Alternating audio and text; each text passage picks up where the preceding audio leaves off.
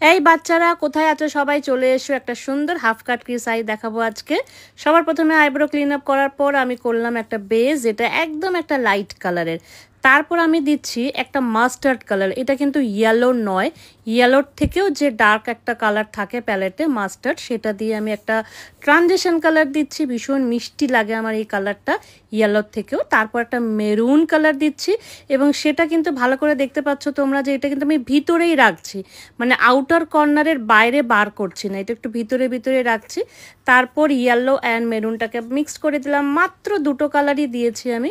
এরপর একটা পাতলা ব্রাশ দিয়ে টুকটুক করে ক্রিজটাকে কাট করে নাও। এখানে তোমার ইচ্ছে, তুমি ফুল কাট করতে পারো, হাফ কাট করতে পারো, 1/3 করতে পারো, যতটা ইচ্ছা তুমি তোমার মতন কাট করে নাও। আর ঠিক এই সময় যদি আমাকে কেউ কোনো প্রশ্ন করে, আমার কিন্তু খুব রাগ হয়, কারণ এই ব্যালেন্সিংটা দুটো চোখের খুব ইম্পর্টেন্ট।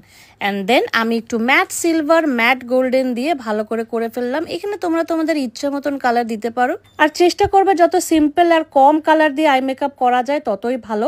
আমি কিন্তু ক্রিজের জন্য মাত্র দুটো কালার ইউজ করেছি, মাস্টার্ড অ্যান্ড মেরুন, অ্যান্ড লিডে আমি ইউজ করেছি সিলভার অ্যান্ড গোল্ডেন। আর লাইনার ড্র করার সময় এটা মাথায় রাখবে, রিয়েল ক্লায়েন্টের সাথে কিন্তু একদম এক্সপেরিমেন্ট করবে না, নর্মাল সিম্পল ব্রাইডাল উইংসেই যাবে। কারণ অনেক সময় চোখ বন্ধ অবস্থায় অনেক ড্রামাটিক লাইনার কিন্তু দেখতে খুবই ভালো লাগে, কিন্তু যখন চোখটা খোলা হয় তখন কিন্তু একেবারেই বাজে লাগে।